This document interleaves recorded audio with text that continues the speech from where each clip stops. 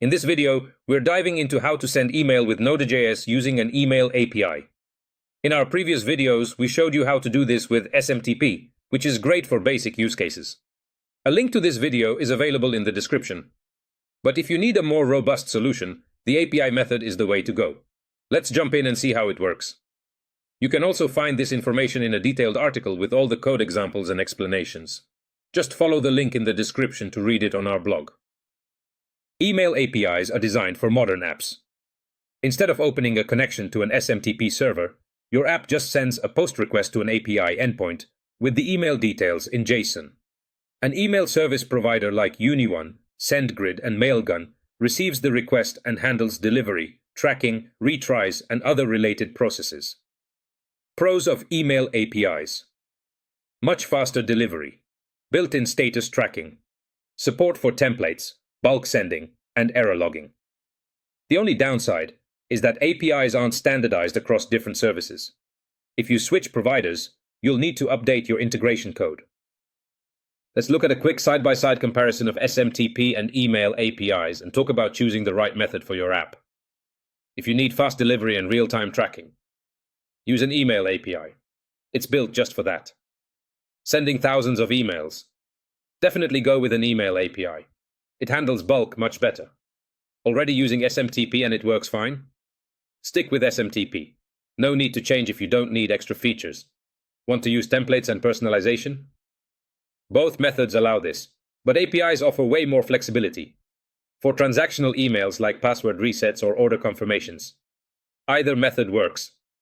For marketing emails or newsletters, APIs are safer, more scalable, and easier to monitor. Alright, before we dive into sending emails with Node.js, let's make sure your setup is complete. These are the basics you'll need to check off. First, you need a sender address or a custom domain name. If you opt for sending emails from your own domain, you'll need domain authentication, specifically DKIM, SPF, and DMARC. These are DNS records that help prevent your emails from being marked as spam. Most ESPs, like UniOne, will walk you through the steps to set these up on your domain. You'll also need a working Node.js project. If you haven't set one up yet, just run this code in your project folder to get started. Then make sure you've got a mail service provider account. That an email API service like UniOne's API platform.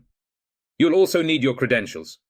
That means your API user ID and key or token for authentication. Some email services may also require an additional key for an external app, so check the documentation to be sure. Another important one, a stable internet connection. Without it, your emails might fail to send or get stuck. And don't forget your dependencies. For APIs, you'll either use Axios or Node's built-in HTTPS module. Finally, make sure you're comfortable with asynchronous code. Email sending is async by nature, so you'll need to use async, await, or then to handle responses and errors properly. Once you've got all that in place, you're ready to start coding. To start using UniOne's API, you'll need an API token. Here's how to get one. First step, sign into your UniOne account. Second, go to the Account, Security section. Then, create or copy an API token and store it securely. For security reasons, never expose the token in your code. Instead, store it as an environment variable. Now let's send an email using the UniOne API.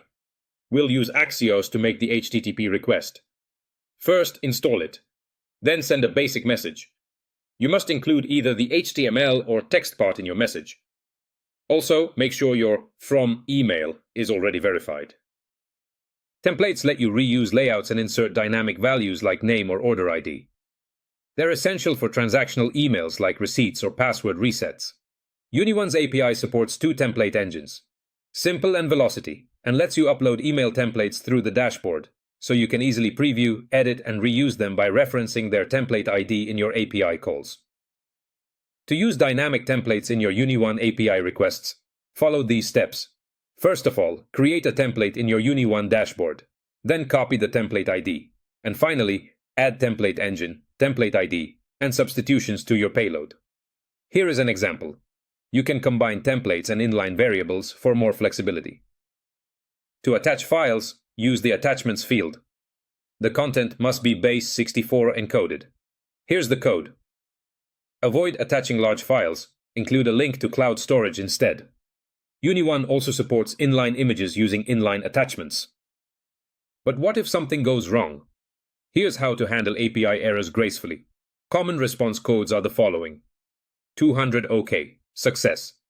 400, bad request, invalid JSON or missing fields. 401, unauthorized, missing or invalid token.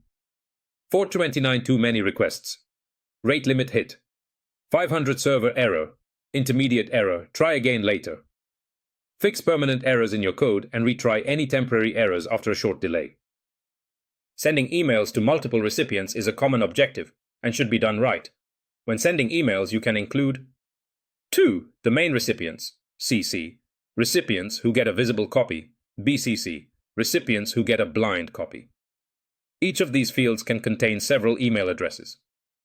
Here's how this looks using UniOne API, and a few quick tips for working with multiple recipients. Number 1. Double-check that all email addresses are valid.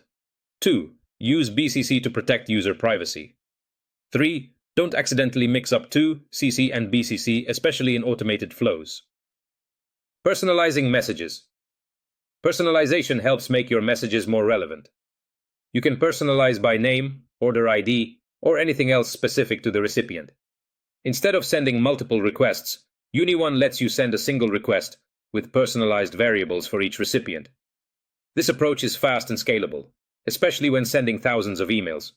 Just make sure all placeholders like name are present in both the email body and the substitutions object. If you're sending a lot of emails, especially personalized ones, UniOne's API gives you a faster, more scalable way to do it.